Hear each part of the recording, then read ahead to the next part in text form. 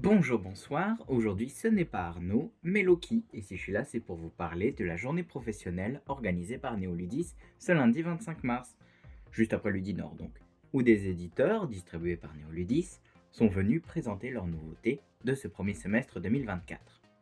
Donc, petit sommaire, en premier, je parlerai en bref des jeux qui ont retenu mon attention, et bien sûr leurs éditeurs, et ensuite, je présenterai plus en détail mes deux coups de cœur, qui étaient l'excellent jeu solo Le Siège de Valeria, chez Bad Boom Games, qui ont fait entre autres Maximum Apocalypse et Flip Town, et le très innovateur Spark Riders 3000 de chez Arcada, le studio derrière Erune.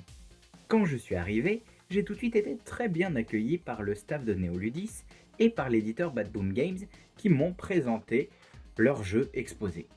Parmi eux, évidemment, il y avait mon coup de cœur, dont je parlerai tout à l'heure, mais un autre jeu a retenu mon attention, Genpei, un jeu de 2 à 4 joueurs de Bernat Buchhaus, un jeu de deck building et de contrôle de territoire dans un cadre inspiré du Japon médiéval.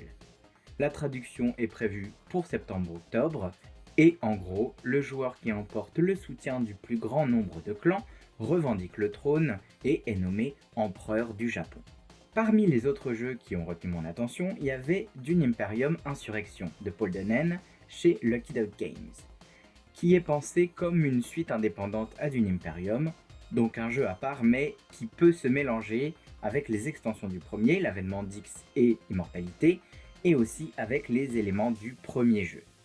Insurrection comprendra un nouveau mode 6 joueurs ainsi que de nouveaux personnages et éléments de jeu. Sa sortie est prévue vers juin 2024. Puis petit tour chez l'éditeur lillois Explorate avec Robotrick, un jeu de pli pour 3 joueurs créé par Domi, où l'on joue les uns contre les autres, mais aussi contre l'IA du jeu, qui pose les conditions pour remporter ou non le pli à chaque tour. Il faut cependant faire attention car si l'on remporte plus de 3 plis, le score des nouveaux plis remportés devient négatif. Un jeu très sympa franchement, prévu pour bientôt car il sort le 12 avril. Chez Ori Games, c'est Hit Them All qui m'a intrigué, un jeu de 2 à 4 joueurs de Loïc Lamy, où chaque joueur incarne sa horde de zombies qui devra exterminer le plus d'humains, joués par le jeu, pour l'emporter sur les autres hordes. Sa sortie est prévue pour avril ou mai. Ensuite, autour de Wondrous Creatures, un jeu coréen de Yeom CW et édité en France par Super Meeple. C'est un jeu de 1 à 4 joueurs, de pose d'ouvriers et gestion de ressources, dans lequel vous allez explorer une île habitée par des créatures mythiques et même préhistoriques. Vous devrez créer la plus belle réserve de ces dites créatures, qui ont chacune leurs propres actions et capacités. Ce jeu très beau est prévu pour la fin d'année 2024 à peu près. Enfin, pour finir, un jeu pour les enfants de chez Labo Ludique, Kamakai, créé par Jonathan Favre-Godal et Fabrice Lamouille. Kamakai se joue de 2 à 5 joueurs et les petits explorateurs des fonds marins devront essayer d'être le premier à collecter un animal de chaque espèce. Mais il faudra faire attention aux requins-tigres qui pourraient faire fuir vos animaux. Le jeu est prévu pour fin avril 2024. Pour ce qui est de mes coups de cœur, je ne pouvais pas passer à côté du Siège de Valeria, un jeu solo de chez Bad Boom Games, créé par Glenn Flaherty. Dans ce chouette jeu de Tower Defense, vous allez devoir défendre votre château, donc, contre des hordes d'ennemis dans l'univers des jeux Valeria. Vous avez 7 tours pour résister et vaincre les assaillants, et pour ce faire, il faudra réussir à détruire les engins de siège ennemis, qui constituent la dernière rangée du champ de bataille. À chaque tour, vous devrez lancer vos dés, donner les dégâts à une carte ennemie et déclencher les attaques d'engins de siège. Utilisez une des cartes de vos mains et résoudre un événement. À chaque carte ennemie éliminée, elle vous donne un effet, une capacité qui viendra vous avantager. Petit détail que je trouve chouette, on peut, et même c'est conseillé, combiner nos effets de cartes et même nos dés pour optimiser nos attaques. Pour sa sortie, il devra arriver aux alentours de juin.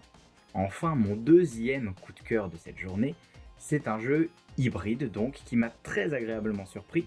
Moi qui ai la mauvaise tendance à être sceptique face aux jeux qui mêlent applications et jeux de plateau, eh bien le studio Arcada m'a prouvé que j'avais tort avec Spark Riders 3000, un jeu solo ou coopératif de 1 à 4 joueurs où l'on incarne un des persos de notre choix, les membres de l'équipage du Spark, vaisseau spatial dont les missions sont de livrer différentes cargaisons à travers la galaxie.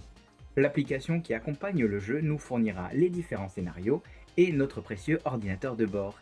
Iris, l'IA du vaisseau, entre HAL de 2001, l'Odyssée de l'espace, et Eddie de Mass Effect, en bien plus mignonne et qui ne se retournera pas contre nous. Enfin pas dans les scénarios actuels en tout cas. Gros avantage de l'appli, les scénarios seront mis à jour au fur et à mesure et de nouveaux seront ajoutés. Aussi, vous pouvez dire à votre téléphone à voix haute les actions que vous réalisez en finissant votre phrase avec terminé pour vraiment vous prendre pour un explorateur spatial. Après, si vous préférez, vous pouvez aussi juste les sélectionner à l'écran.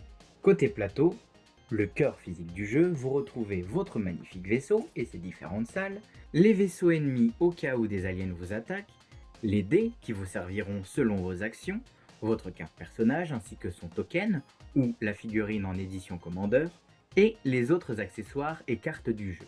Selon les phases du jeu, vous aurez donc différentes actions à réaliser sur le plateau. Piloter, tirer, bricoler ou réparer, blinder et entretenir les propulseurs.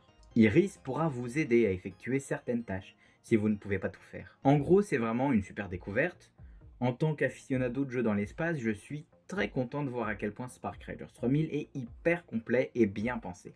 Merci encore à Louis, un des game designers de chez Arcada, qui m'a fait découvrir le jeu et avec qui j'ai joué, et qui m'a bien gentiment donné l'autorisation d'utiliser des extraits vidéo du jeu pour cette vidéo. En plus, il est wascalien d'origine, donc que demander de plus? Le jeu vient tout juste de paraître, l'appli est sortie également, il y a pour l'instant 6 scénarios, 7 autres sont déjà prévus pour juin. Encore merci aux organisateurs et au staff de chez Néoludis pour l'invitation, et merci à tous les éditeurs présents. Comme bien sûr je n'ai pas pu parler de tous les jeux présentés sur place, n'hésitez pas à checker les prochaines sorties des éditeurs qui vous intéressent, à nous demander directement, que ce soit sous cette vidéo, sur nos réseaux et en boutique, ou même sur notre Discord. Tous nos liens sont en description. N'hésitez pas à vous abonner à notre chaîne YouTube, à mettre un petit pouce bleu si vous avez apprécié cette vidéo, et nous attendons vos retours en commentaire. Prenez soin de vous, et à bientôt chez Lord of the Games.